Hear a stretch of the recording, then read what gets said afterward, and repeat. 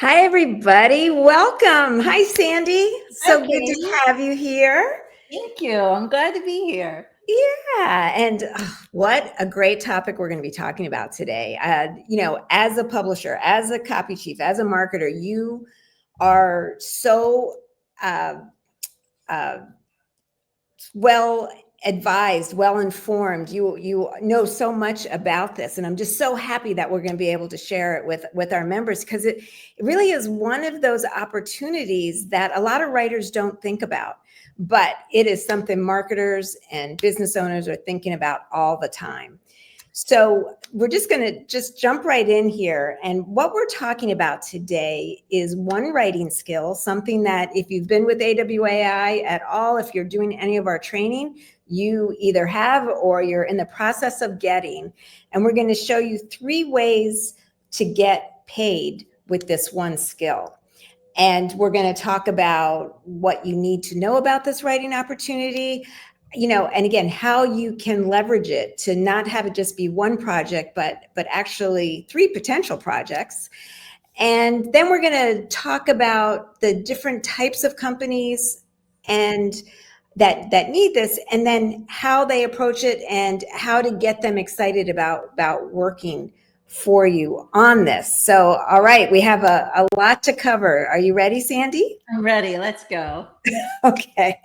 And, honestly, I think this could be probably the most valuable writing skill you can learn right now, because of the way the economy is, because of the way people are managing their budget so closely and looking for quick and looking for the long term as well value that these customers bring. Companies put so much money into getting clients, and then once you have them, you want to do everything you can to keep them happy, keep them engaged, and keep them buying from you. So this is beginner friendly because there's so many different ways you can enter. It's simple to learn, really, because again, once you know where the points are, and once you know what the needs are, and once you figure out how to help companies meet those needs, it's the projects themselves are pretty simple, and this has such a high impact for the companies that you'll be working with. So, should we just jump right into this and Let's get into it. Okay, the question that we're going to be answering is, and this is the question that companies ask the most: how can we get more value from the customers we already have? And so Sandy, what is that in your marketing experience, in your marketing world? What is that bucket of opportunities, and what's that mindset for from the marketer's perspective? So this is really all about retaining customers and Yes. keeping them and creating loyal customers. And I know you said earlier, a lot of writers don't even think about this. And in some ways, a lot of businesses don't even think about the importance of doing this, of focusing a lot of their resources and people and energy on keeping customers, because it's all about, let's get a customer, get a customer, which is important. But also, once you have that customer, you want them to stick around. Yeah. That's the sign. When you can do that, that is a sign of a healthy business, a business that grows and can be around for ages, because they spend the time and they focus on, how do I keep my customers happy and provide them additional services? And when they do that, they win because they bring in extra money to the company, and the customer wins because they're getting products that are valuable to them.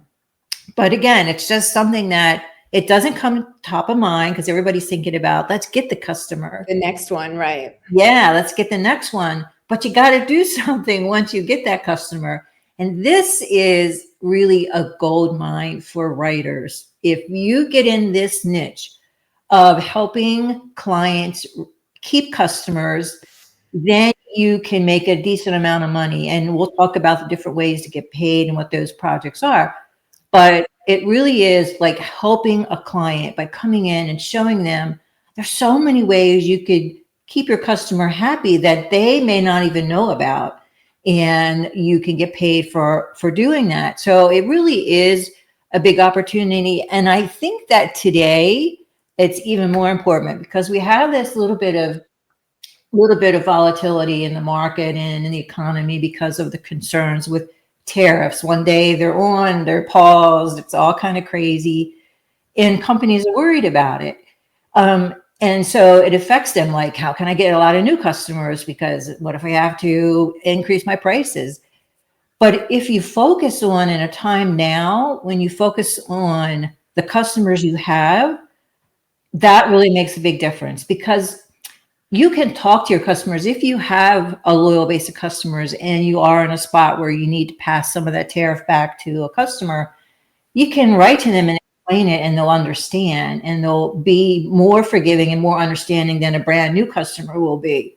So to me, this is the ideal time to really get in the position of focusing on retaining customers, like you're at the beginning of the cusp of it. And then once you get it going, and you do it for so many other customers. So to me, it's like a critical point in time and just to start this, to focus on this as a way to live your writer's life by doing this for clients. And you're kind of, it's like you're opening their eyes to what is possible. Right. And, the other thing that I was just thinking about when you talked about, there's no better source of additional customers or referrals or positive reviews and all those things that matter so much than a happy customer. Mm-hmm. And again, when you think about your own experience, when you've bought something and you've gotten, maybe an email like, hey, how are you liking it? Let us know your feedback. Or if you haven't tried this feature yet, you might want to give it a go. Or here, meet some other people that have the same passion that you do. There's so many different ways of engaging, and there's so many different vehicles for doing it, which we're going to get into in a minute. But again, I think when we're talking kind of these bigger, maybe 30,000 foot ideas and concepts. But when we bring it down to our own experience and how we like to be treated by companies, how we like the whole experience to go, and what causes us to create loyalty, what causes us to want to tell our friends like, oh, you got to try this, or you got to try that. That's all baked into what we're doing. So exactly. And again, I just think that that's like a cool way to spend your day. Mm-hmm, absolutely. Just being able to do that and then to add so much value to a client by being able to show them the ways that they can keep a customer around for a long period of time. And, it can be simple things that they're not thinking about, like maybe they should add a newsletter to the business. And, it amazes me because we know this and we've been in this business for years. Like we know what those like blind spots are, like when companies don't have things like that. For instance, like there's a lot of people that I follow on Instagram for clothing ideas, outfit ideas. And of the 4 or 5 that I follow, only one of them, when you like their outfits, they send you, a link to get a code and stuff. She's the only one who also said, do you want to get my newsletter? Wow. And I thought, oh my gosh, what an opportunity to write to those other 3 or 4 and say, have you considered a newsletter?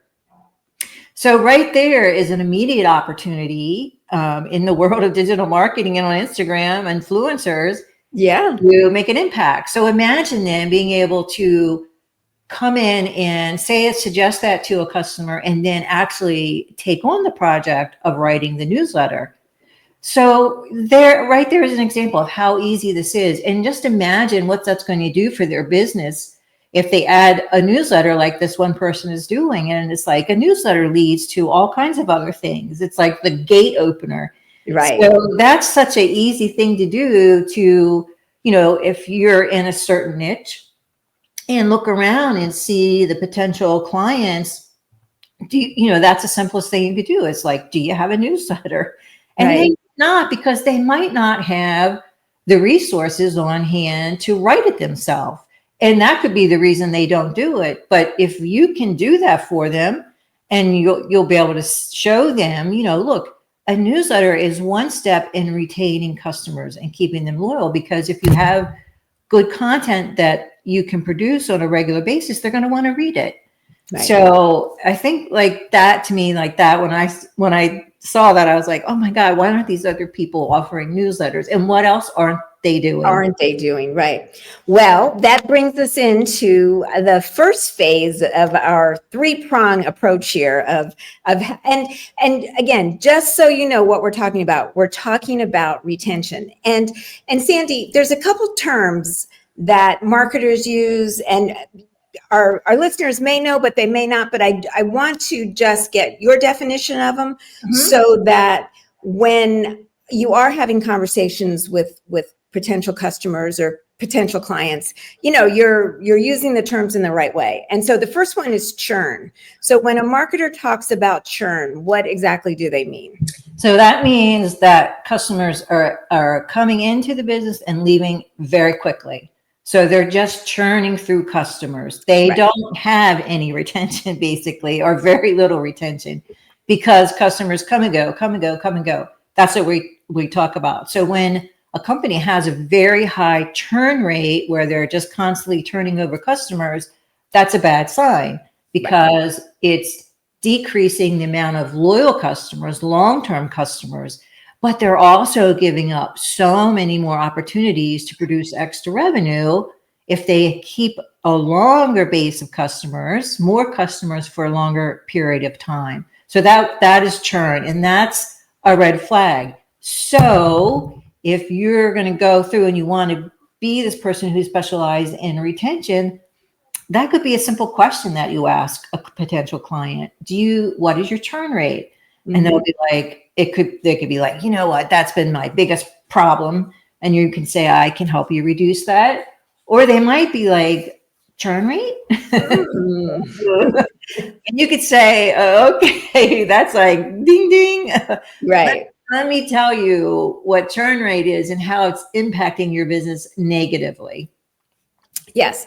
And then the other one, and again, very important term, very important concept, is lifetime value. So if you could define that for us. So companies should be calculating their lifetime value of a customer. And basically all we're saying here is, how much is that customer worth over the period of time or the lifetime that they're with the company? So companies will start calculating that. They'll figure out, wow, this customer spends X amount of dollars over 24 months, 36 months, whatever it may be. That's a lifetime value. That customer, every customer has a lifetime value, a figure that's calculated based on the amount of purchases they have done over a certain period of time. Now, lifetime could be defined by anything that the business wants. It could be, like I said, it could be a 12-month period, 24, 5 years, whatever it is. And it's just figuring out the value of that customer. And we want that number to be big. Once they calculate it, we want it to be a big number, because that, again, is a sign of a healthy business when they have a good lifetime value. That means the customers that they brought on are not churning through. They're staying for that period of time, and they're buying additional products. Right. So their lifetime value goes up. That's good for that business. It's good for the customer, because it means the business is doing something right. They keep buying products. So that's another thing. That's another way a business measures their success. And again, if you talk to a client, you have these conversations and they don't know and they're not calculating it, that's an opportunity for you to say, we need to figure out that number, and then we need to see how we can make it better. Yeah, exactly. Because that number also influences, how much you're willing to invest to get the customer. Absolutely. So it's, most companies do know this, but I just want to make sure you guys know this, so that you have some milestone, some common points, some understanding of the bigger picture here. Okay, I'm going to throw another term in, and again, some of you guys might know this already, but just to make sure we're all talking, what the difference between front end and back end, or acquisition and back end. Again, just so that we're all on the same page. same So page. front end or acquisition is the efforts that a company spends to get a customer, to acquire a new customer. So generally, it's kind of in the area of like low price products, $39, $49, $79, could be $99, to get a customer into their business. And then the back end is when they sell that person additional products at higher price points, or cross-sell them other products. So that's the backside of the business. So the front end is let's get a customer, and the backside is now let's see what other products we can sell to that customer who just came on board to us. So very simple front end, back end way to think of it. Every business should be doing this. And again, that goes to when you do have a good back-end system in place, when you are asking those customers to buy additional products and services, that's good for the company. Again, it's showing that you're doing something right. So another important thing to focus on and find out, where can we improve that back-end process and make those sales numbers bigger? Yes. So I always, Sandy, I love that we get to get marketing lessons from you as well, because it's so important for copywriters to have that mindset. So whenever there's an opportunity, and we have a question here, or it's a comment, and I just want to applaud this person because they are right. I don't have the name attached, but you're going to hear, again, in marketing circles, you'll hear top of funnel, middle of funnel, back of funnel. That's all where people come in on the buying journey. Top of funnel is what Sandy was just talking about with acquisition. It might be a free report, or it's just when people raise their hand and say they want more. Middle of funnel is when you're converting the people over, they're establishing them as customer. And back of funnel, I actually haven't heard, but I'm assuming that's the back end. I just haven't heard that Right. that way. But this person is asking, so what we're talking about with customer retention is post-purchase funnel content. And you are correct, sir or ma'am. That is right. This is after the purchase. They're in your world. And what other content? And I'm glad you said content, because it's not just sales copy. Exactly. It's content and sales to keep people in the community, to keep people engaged, to keep people making additional purchases. So you've got that exactly right. This is once the initial sales process is over and they're in the fold, and let's keep them happy and engaged. Yes. And that's a good way to, if you don't want to talk in terms of the word retention to a client, you can talk in terms of the post-purchase funnel. So, that was great, Mike, to think of it that way. Yeah. Okay. So we've touched on some of these things, but let's clarify it, make it super clear. So the 4 ways to make money. And so the first one is to do an audit. So Sandy, can you talk about that and how that's where some of these opportunities actually show up?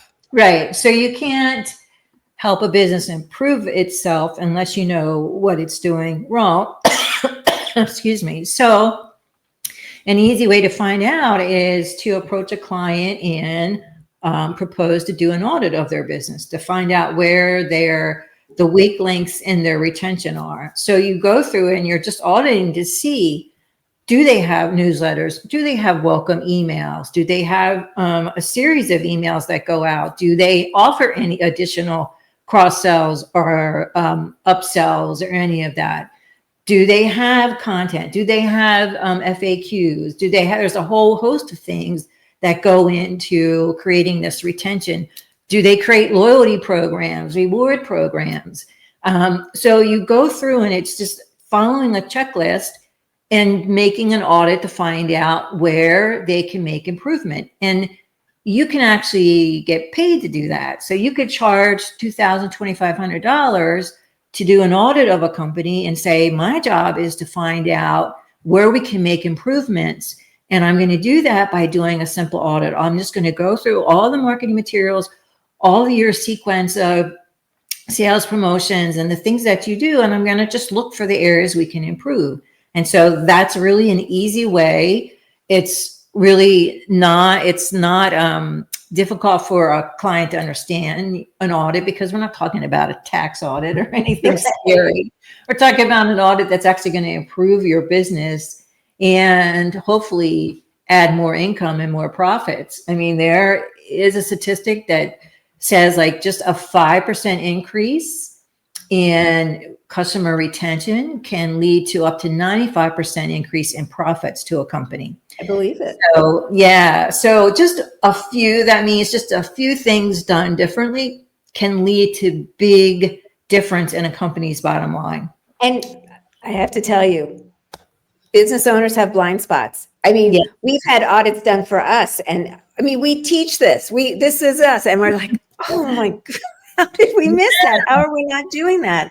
Or why haven't we updated it? Or, maybe we did it and checked it off the list and like not gone back to revisit it and made it better, made it stronger. You always want to be testing this stuff too. So again, that's such a, for people that are just starting out, even if you don't feel comfortable doing the projects yet, you can at least recognize and recommend that they be done. You don't have to necessarily take them on yourselves, but Right. the service you're providing is a valuable one. Just going through and seeing what's missing, what could be improved.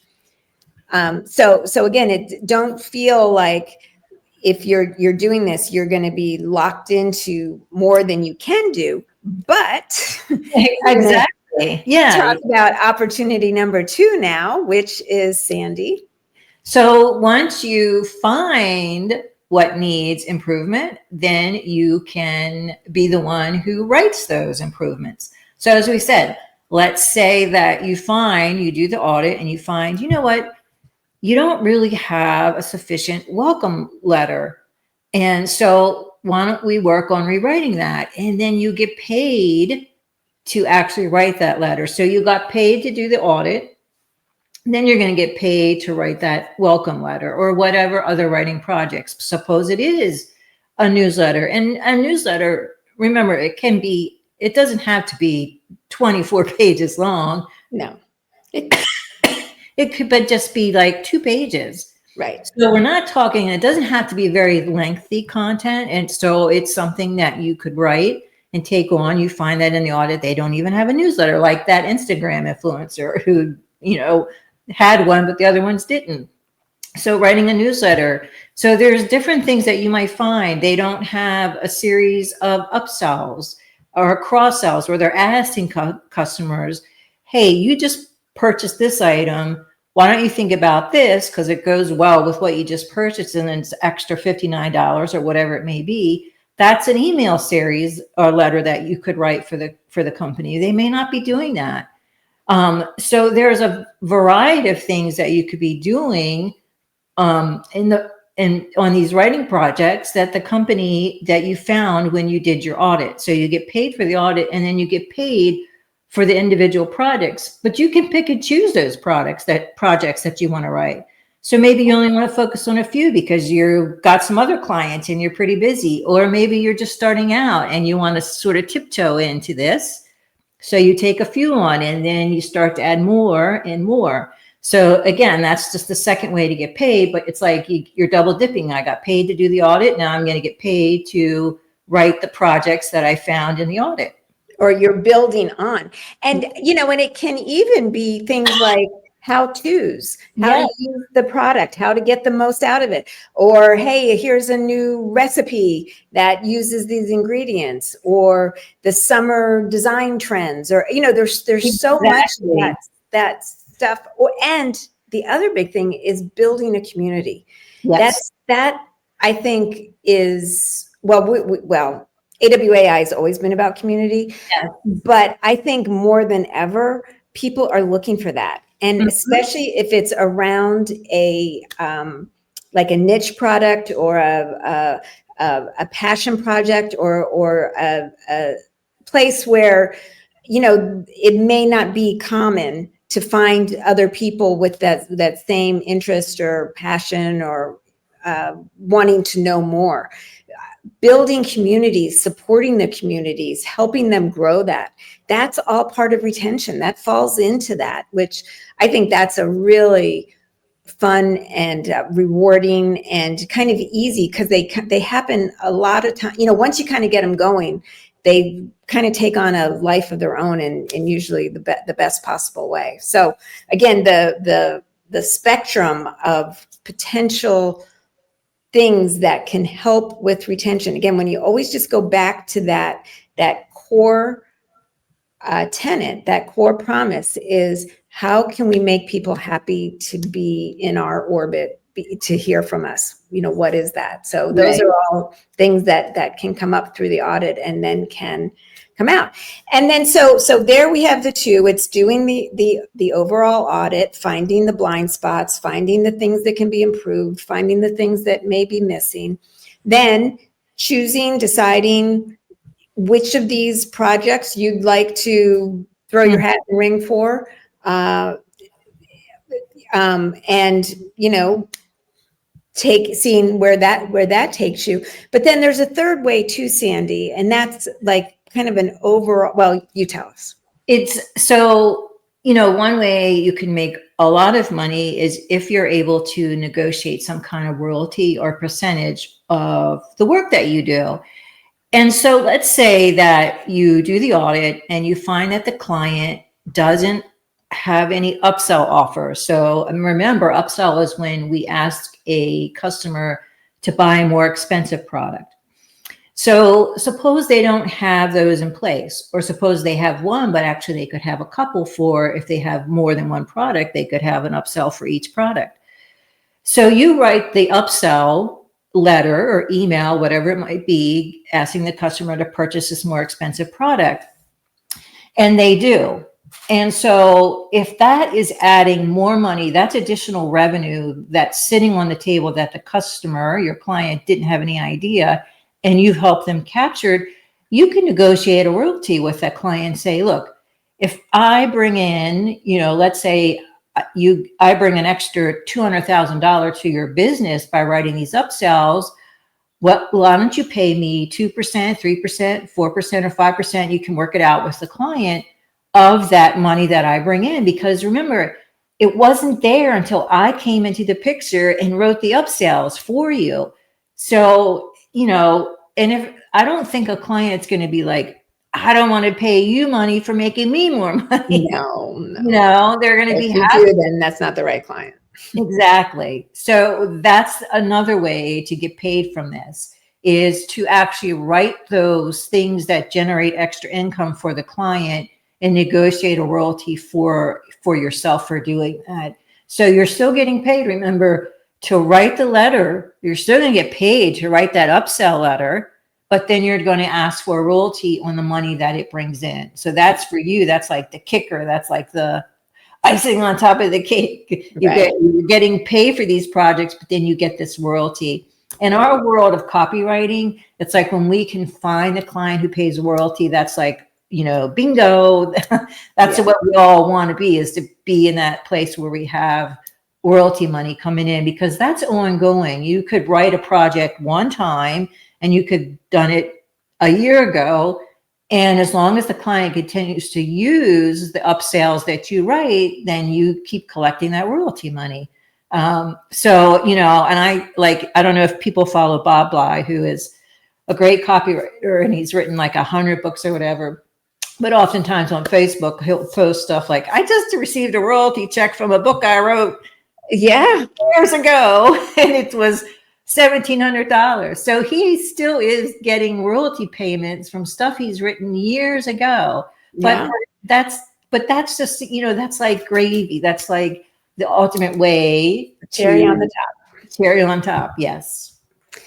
And now, Sandy, there's also like a checklist that can come from the audit. So how is that different than the audit? So like a checklist, you could create that so the client can continually do this themselves. So you could create a checklist and say, look, I did the audit. You paid me for an audit. But what if I give you like a checklist that you yourself can use in your business? Because maybe once we part ways and I go about helping other clients, right? You don't have my audit anymore, but you could audit yourself on an ongoing basis if we create a checklist for you to work off of. Right. And it really can be just a checklist that you're using to do the audit that you're sort of customizing for your client so that they don't get in that habit of, okay, we did all this and we go back to business as normal. Oops, and we forgot about retention. Let's continually pull that checklist out year over year and see if we are doing all the right things. And they may find, because as you said, like the AWI is like, oh, we know this. Why aren't we doing it? They may like, oh my gosh, you know what? We didn't take advantage of this. Maybe we better go call that right and have them write some more projects. So that is another way that you can help a client by saying, I'm going to give you this customized checklist that you can use to help ensure that you are continually focused on retention. And so then you charge a fee to create the checklist for them. Yeah. So there we did cover the 4, well, 3 plus 1, a little bonus there. And Mike is saying the part to create a custom set or plan of operating procedures sounds exciting to me. It's like a user's manual for a manual for a company to follow. I love that. Well, we're all about SOPs. We love our SOPs, and we love somebody else to do them for us. That is so good, and that's a great way to think about it, Mike. It's just that's what you're actually creating for this. And all companies, like you said, Katie, they love SOPs. They should have something in place. So now you're giving them the thing that they need and that they don't want to do themselves. You're doing it for them and getting paid to do it. Yeah, no, that's great. And Krista has a question. I love it. Come on, folks, keep sending questions in. These are great questions. Welcome email. I love that you're working for this service company. You're creating a new website for them. Where would a welcome email come into play, if at all? The business is a security guard company, just wondering. So Sandy, I'll let you answer that. And if I have anything to add, I will. If it's a security guard company and they're going to have businesses use these services, right? So it's not just business to consumer. It can be B2B that uses retention.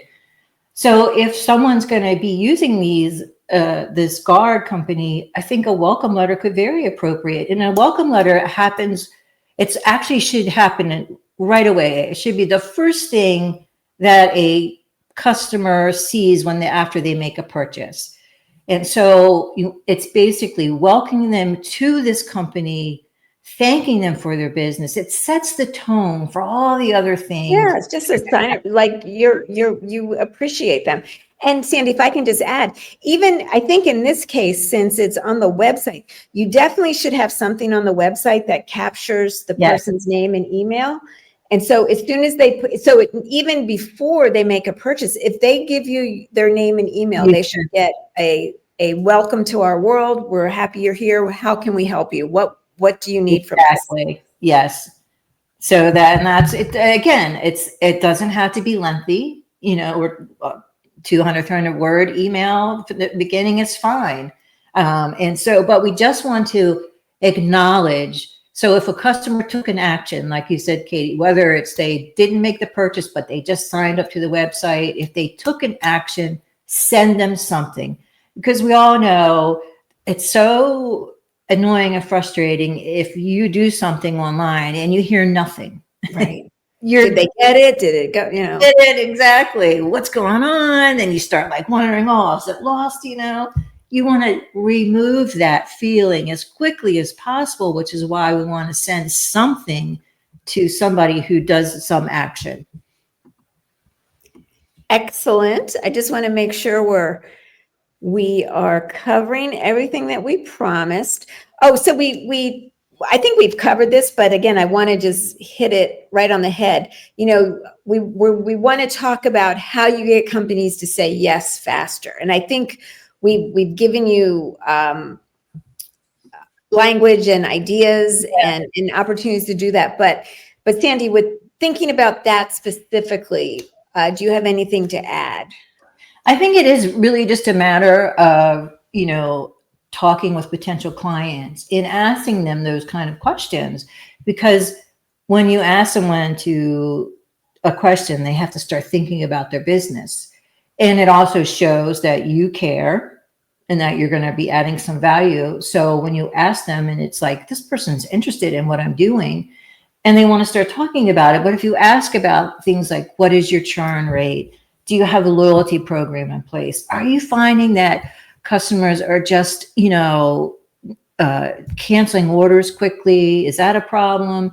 You just talk about their business and talk about it in the terms that will make a difference.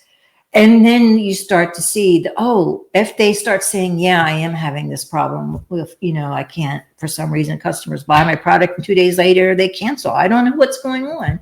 Right. That's a point to say, well, I could probably help you with that. And then that leads to you being able to say, hey, I can do an audit. I can look at what you're doing right now. I can kind of figure out, we could set up some surveys to figure out why customers are canceling that quickly. Could be some kind of problem with the product, but we'll find that out. Yeah. And we'll fix it. And so that's how then you just create that kind of, curiosity conversation, more or less. Yes. And that it's a foot in the door. And I would highly recommend, like, everybody from AWAI knows this, but again, I'm just going to say this, be familiar with the company. Don't ask them what they do. Don't ask them what they're, spend some time, have been on their email list for a little bit, have spent some time on their website. See, go to their social media platforms. See if you can see where some holes are. Even if you just to have in your back pocket, you don't want to come flying out with it, but just to have the conversation so that whoever you're talking about knows that you understand what they're trying to do. You get it. You're part of it. You're part of the world. You just want to help. Mm-hmm. But you definitely want to be as familiar as possible with. Absolutely. That's a good point. You never want to, ask them, what do you do? Yeah, that's like the worst thing you could ask the client when you're trying to prospect and get work from them. What do you do? Right. Especially with LinkedIn, there's so many ways to find out about businesses nowadays. And absolutely. So let's see here. I want to just see what else we want to talk about here. And again, I just touching again that this retention specialists, copywriters that understand retention, they are needed no matter what's happening in the economy. And, when things are good, companies need them because the things are good and they want to keep them good. And when things are challenging, they need them even more, because this is when you have to kind of roll up your sleeves and really make sure you are connecting and making the most of every relationship that you have. But I think that's an important point. What you just said is making the most out of every connection or customer relationship. And I think in this environment today, that's really, really important. Companies are trying to figure out, it's going to be challenging for them trying to figure out, how do I navigate this economy if we have tariffs, whatever. And all businesses are thinking about that right now. How is it impacting me? And they're nervous. And so this to me is an ideal time to be able to say, let me see if I can help you with that. I'll help you solve that problem. Let's see if we can work together and figure out how you can better build your business under these circumstances. And I think that clients would welcome that help these days. They would welcome someone coming in and saying, let me just kind of go through and see what we can do to do better, to make improvements. They would certainly welcome that right now, and knowing that in the end result, it's going to make a big difference to their business. Right. because it really does speak to the bottom line. It speaks to adding to that bottom line. It's, which they've made the outlay, they've made the investment in the product, in the customer, and all that. And now anything from this point on is typically profit. And there's just such a huge pool of clients available to writers that understand this, that are excited about this, that want to do it, because it's literally every business. It's so true. I mean, look, LinkedIn is a great place to prospect, to find clients.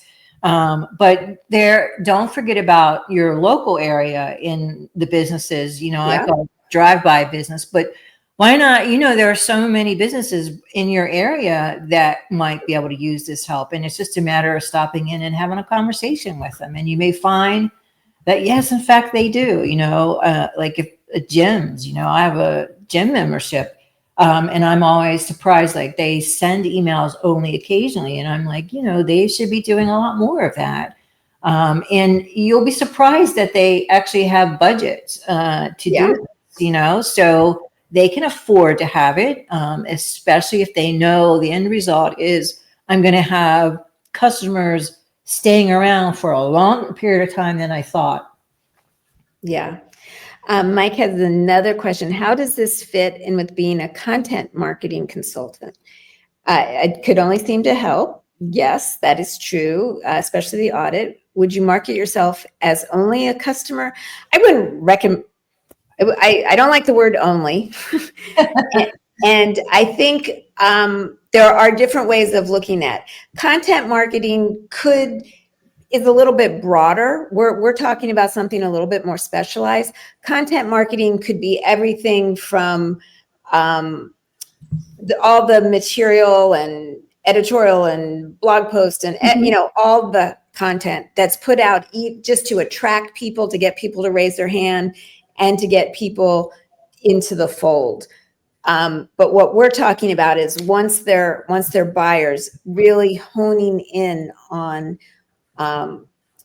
their experience. And it does include content, but it also includes sales as well. So right, exactly. They definitely overlap. They definitely support each other, but both have, in most cases, retention definitely has a different purpose and goal, and content, may have some of that, but it has also as well. Right, exactly. I mean, it's great that you have the content skill, because that can help you with the writing projects, but we are focusing, we are zeroing in on retaining customers and what are they doing? What does that long-term process look like of how they are keeping customers happy and satisfied throughout the time that they're with the company, which is a little different than content. Yes. But there definitely is some overlap there. And again, that's true for all copywriters. When you're working with clients, you just don't have, blinders on, and you're not just in one lane. You're helping in any area that you can. And but I love the question and the thinking behind it. Debbie's says a lot of good information. Yay, Debbie, I'm glad you appreciate it. And I love these conversations, especially with Sandy. And here's a Sandra. This is great advice for all of us copywriters. We need to do these same steps for our clients. Absolutely. Everything that we teach you to do for your clients to help them grow their businesses, you should be doing to grow your business. You should be nurturing these any relationships that you have. You should be working towards thinking, how can I help them so that my business continues to grow and our relationship continues to grow. That's exactly a really great point. Because in the end, we're copywriters, but we're also here to help our clients. Yes. So, it's problem solvers. Yeah, we're problem solvers. We just happen to have the skill to be able to write content and copy. And so Sandy, this is your jam, retention, and you did put together a training on this that is so good. It goes so in depth. It's so step by step. Jade, if you wouldn't mind putting the link up, I'd love everybody to go check out this invitation to take this training. We have a very special deal happening until Friday, so it's pretty quick. But Sandy, could you talk a little bit more about what's included? It's a very in-depth program, and I put it together based on my experience doing this when I started out in the business. And you know, when I started, it was for Agora, and we were a newsletter publisher. They still are, but it's back in the days before internet and email, and everything was done through direct mail. And when someone came and subscribed to a newsletter, we were excited because we thought, okay, we can put an ad insert when we mail the newsletter to them, and then that's extra money for us. But then we're like, well, we got to think about renewing the customers too. So then we start focusing on renewing them and keeping them around for a long period of time. And so we did all kinds of stuff. And I actually, with some of the copywriters that I trained them on retention first. Yeah. I trained them on writing renewal letters to people who had bought the newsletter and asking them to renew. And from there, they stepped into writing sales promotion. So I just took all of those years of experience of retention and learning it and putting it in a program, thinking about it, well, from a copywriter's perspective, how would I use this program and what benefit and how could it help me? So I put it together from retention experience, but looking at it through the eyes of a copywriter. And that's where the program, it all revolves around, like, I know that you're a writer and I want to help you take this writing skill and turn it into a retention specialist and help these clients retain customers for a long period of time and grow their business by adding more sales and increasing their profits. So it comes with, when we talked about checklists, I already have it together for you, so you don't have to worry about that. Of course you do. Put this together. I think there's even some articles. If you want to start writing articles on retention, say you want to post on LinkedIn, you can put some articles out there and draw the attention of people who might be interested in, like, hey, that's really good, and I'm not doing that. And that's how you get seen. Even ideas on if you want to do this, like, how do you want your profile on LinkedIn? What do you want it to say? So there's examples there of how you can change your profile on LinkedIn to be reflective that you're a retention specialist. So everything's in there, the checklist, how to negotiate, how to put a proposal in front of somebody to do an audit, how to negotiate those royalties that we talked about. So the program is all encompassing. So it's like learning about retention, but how do you actually make this work and get paid while you're doing it? Exactly. So it's the kitchen sink and everything. And it's Sandy. So it's such, Sandy, I have to say, you are such a great teacher in that your knowledge is so deep, but your teaching skills are so accessible, and you really make things understandable, and that it becomes our own. Once we learn it from you, we can then make it our own. And that's a real gift that you have. And thank you. When we did this before, the results were fantastic, and everybody just got so much out of this program. So I'm really excited that we are able to offer it in this one little window. And like I said, it's a really very friendly price. So this is the time to do it. And speaking of friendly pricing, I think you think about it as you're making an investment into yourself as a writer, and you're gaining a whole nother skill set on retention. So I think yes. Think about it in that terms. You're just investing into yourself so that you have another skill and another way to go out there and make money. And if you get one or two clients, let's say you get one client and you charge $2,000 for an audit, that would probably pay for the friendly price that you. Oh, many times over. It's very friendly, Sandy. So that's how to think about it. Is like, it's not that difficult these days to find clients. They're out there, and it's just a matter of you taking the time to do it. But it only takes one client. You might find that you have this one client, and maybe they pay you to be a retainer and be their retention person. So there's so many ways this can be sliced and diced that makes it worthwhile for you to make this investment in getting this program. And you know what, Sandy, there's the confidence that comes just from understanding this.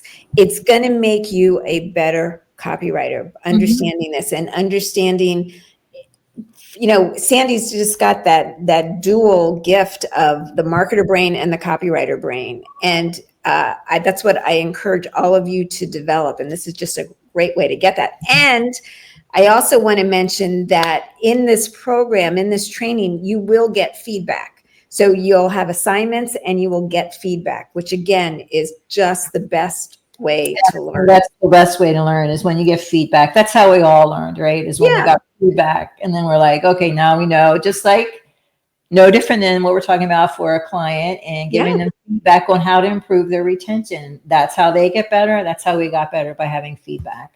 Right. There's a question from Craig for you, Sandy. How would you incorporate a mini story into an audit proposal? I'm not sure that you would, but.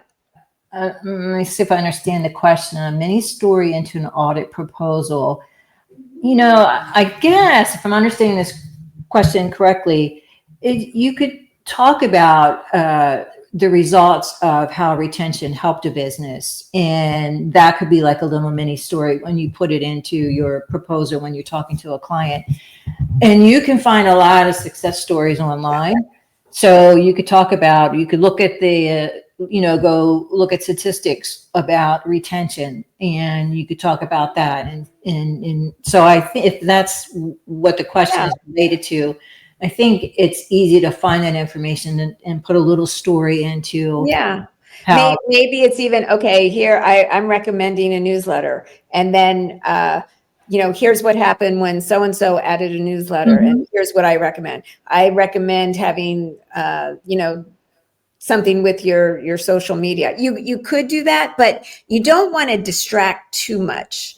So I would just keep that light. I would, but yeah, I think there is a way of doing it. And certainly in, when you're talking to potential clients, it's good to have a few of those. Exactly. All right. Well, I'm going to do a last call for questions, and this was great. Let's see. Anybody else got a question or a comment for Sandy? Okay, Elizabeth. Yay! We love to reignite. That's so good. Yeah, it does. When get that spark going. Now's the time. Especially, I do think there is something about this time of year where you do, I think I hope, at least in my experience, you have a touch more breathing room. It does feel like there's new opportunities coming up. And I think this is just with everything going on in the world and with this opportunity right now, I think it's a good mesh. I do too. I think it's a perfect time to get involved with this. It's fun when you're doing it. It's really neat to be able to see. It's so rewarding when you know that you can help a client do better in their business and you're the one doing it. I mean, that's just so gratifying as a writer that you actually have helped somebody. Yes. So, all right. On that note, I encourage you to check out our letter, all the information about this fantastic training. You can see the link right there. And again, it is limited. It's we're going to shut it down on Friday. So we just have a couple days. So Sandy, thank you so much for your time. It's always a pleasure to catch up and talk shop. Thank you. I'm always happy to do it. Love AWAI and love helping the members. Well, we love you, and members, we love you. So thank you. And let's hear about your retention writing success. Yeah. Bye, everybody. Bye.